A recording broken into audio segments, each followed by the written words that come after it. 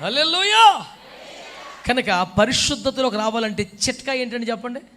కన్నీటి ప్రార్థననండి. బాధ వస్తే కష్టం వస్తే ఏడిచేస్తాం కాదు, నిజమైన పశ్చాత్తాపంతో, పాపాల పట్ల ఒక అసహ్యతతో, పరిశుద్ధ జీవితం పట్ల ఒక ఆశతో నువ్వు కన్నీరు గారిస్తే నెత్తిని పెట్టేసుకుంటాడు దేవుడు నిన్ను. అమ్మో, అంత ప్రేమ ఇంకెక్కడ దొరకదో. మీ ఇంట్లో కొన్ని నెలలు కనపరచదు. కన్న తండ్రి నా కొడుకు అని చెప్పాల డేవిడ్ గురించి. అన్నయ్యలు గోమీద కొట్టేసారు వృత్తినే. రాజుగారు కూడా హీనపరిచాడు. యేసు ప్రభు భుజం మీద కూర్చోబెట్టుకుని ఊరంతా చూపించాడు. చక్కని నేత్రములు కలవాడు, సుందర రూపం కలిగిన వాడు. తెగ పొగిడేస్తాడండి ఆ పిల్లోడిని. ఎవరా పిల్లోడు?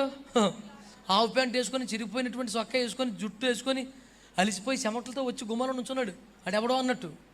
అడు పోసింది అంతే, లోపల రానివారు పెద్దగా. అవుట్ హౌస్లో పెట్టారు, అడవిలో పెట్టారు, మనోని ఫామ్ హౌస్లో. అలాంటి నేసులోపు తీసుకొచ్చి ఫామ్ హౌస్లో నుంచి మెయిన్ హౌస్లో కాదు, ప్యాలెస్లో తీసుకొచ్చి కూర్చోబెట్టాడు. ఇప్పుడు ఓన్ హౌస్లో వాళ్ళందరూ కూడా రాజు చిరంజీవి ఎగునుగాక, రాజు అనాలే, లేకపోతే ఆడికి రేవు వేసు రక్తం చేయం.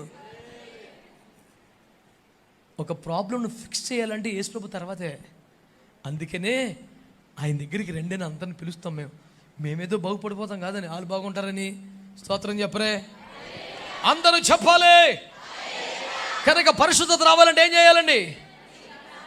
కన్నీటి గార్చి ప్రార్థన చేయాలి, పశ్చాత్తాపంతో. ఓకే, అంటే కన్నీటి ప్రార్థన లేకుండా పరిశుద్ధత, పరిశుద్ధత లేకుండా అద్భుతం. నేడు పరిశుద్ధత పొందితే రేపే. కాబట్టి ఈరోజు మనం ఏం చేయాలి? చెప్పరే గట్టిగా.